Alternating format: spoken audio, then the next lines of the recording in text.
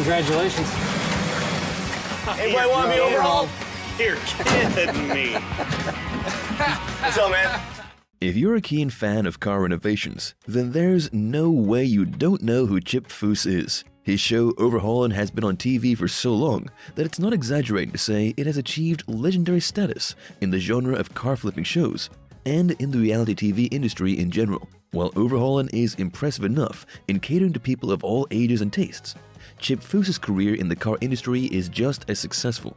With over 3 decades in the field and a whole lifetime of acquired knowledge, it's not surprising that the appreciation of Chip's design work extends far beyond the TV screen. Seeing how successful he is, it's no wonder that many people are interested in knowing how rich he actually is. Here, we will reveal all the details about Chip's financial status, his net worth, business, car collection, and so much more.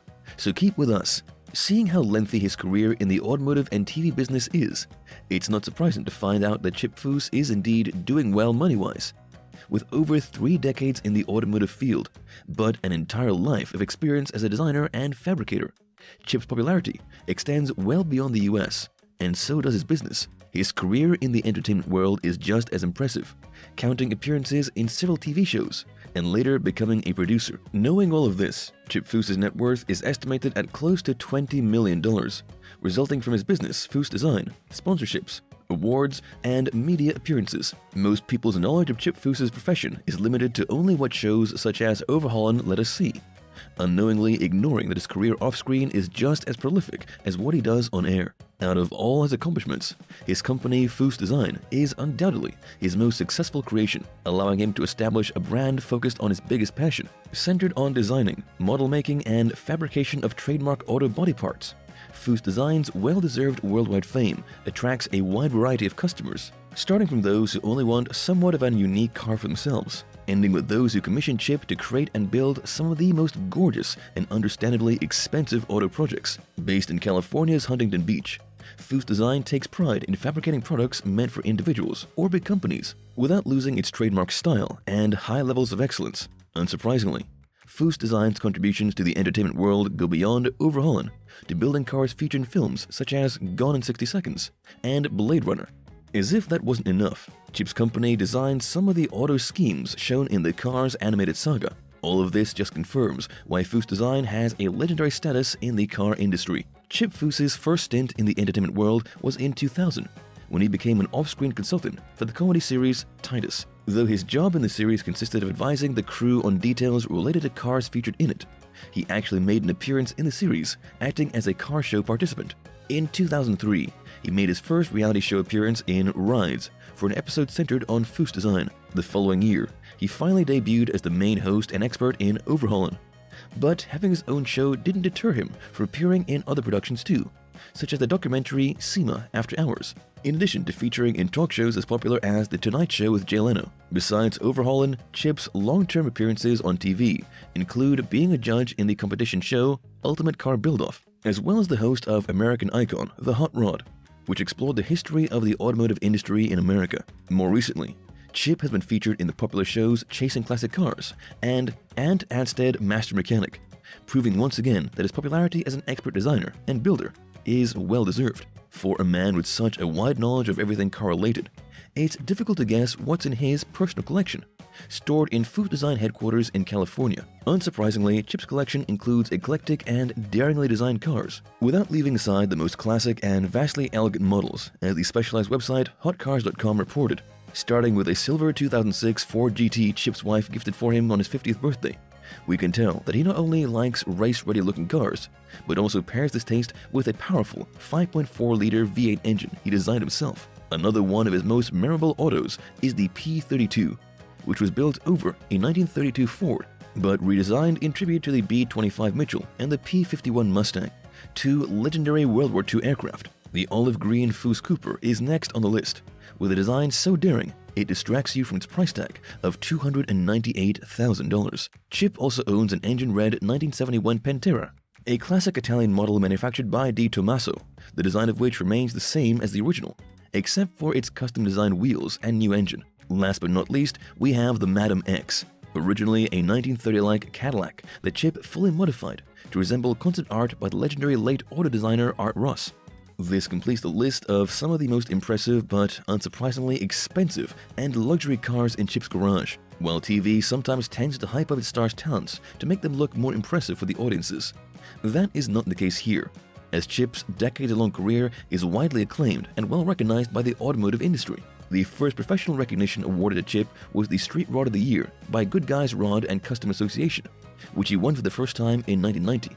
And continued to do so on 6 other occasions over the following 2 decades. Chip Foose Design were also awarded the Most Beautiful Roadster on 8 occasions, the first in 1995. In 2002, Chip won the Riddler Award from America's Greatest Hot Rod Show for the first time, receiving such honorable recognition again in 2003, 2005, and 2015. In 2011, the Swedish specialist magazine Bilsport awarded Chip their Best Hot Rod prize, followed in 2014 by the award Best Custom Car for his cool air design at the Nace Cars Expo. Nonetheless, probably the biggest reward in Chip's career was to be inducted into the Hot Rod Hall of Fame in 1997, the youngest person so honored. To count a few of the other halls of fame to induct Chip, we can mention the Dallas Starbird Rod and Custom Car Museum, the Grand National Roadster Show, and the Detroit Autorama Circle of Champions. For a man as successful and accomplished as Chip Foose is, it doesn't come as a surprise that he's a dedicated philanthropist. He currently serves as the vice chairman of the Progeria Research Foundation, focused on developing a treatment and possibly a cure for progeria syndrome, a disease known for causing cardiovascular complications along with rapid aging. Chip's involvement with this cause comes from his personal experience, as his younger sister Amy Michelle died of progeria at only 16 years of age.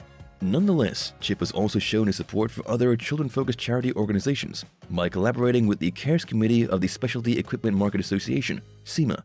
Chip has served as a temporary Grand Marshal in charity fund events, such as the Show and Shine Gala, proudly considering it a way to give back to his industry, saying, "I can't think of a better way to support these 2 great children's charities." All in all, it's evident that besides being talented and having otherworldly creativity, Chip's heart is quite generous too, despite his apparently natural talent in it. Chip Foose didn't join the car industry by coincidence. His father, Sam Foose, was the owner of Project Design, a company dedicated to conceptualizing automobiles. It's unknown when exactly Chip became enamored by autos, but his first experience behind the wheel dates back to when he was 12 years old, crashing his father's 1956 Chevrolet 3100 against a Rolls-Royce, which belonged to a customer. Though that first experience didn't turn out well, it obviously didn't deter him, as that same year, Chip painted his first car, a Porsche 356, gifted to him by his father. Interestingly enough, Chip discovered his love for design when stubbornly refusing to obnoxiously paint one of his father's custom cars. "I think that's when I really knew that design was something that I was passionate about," he told Petrolicious.com in 2016.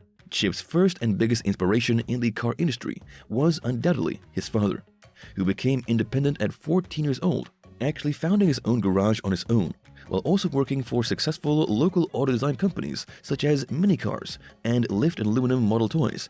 However, Chip's call into the field came after meeting the acclaimed industrial designer Alex Tremulous, being impressed by the man's artwork for Ford Motor Company. Concerning his education, Chip Foose attended the Art Center College of Design in 1982, age 19, thanks to a reference Alex Tremulous wrote for him. However, this stay in college didn't last long, as financial difficulties made him drop out halfway through his course. Returned to Santa Barbara, Chip spent the following years working for a variety of customers and auto companies until 1986, when he felt compelled to resume his studies, thanks to his now wife. As he affirmed in a 2016 interview, his then-girlfriend Lynn refused to marry him unless he completed his education.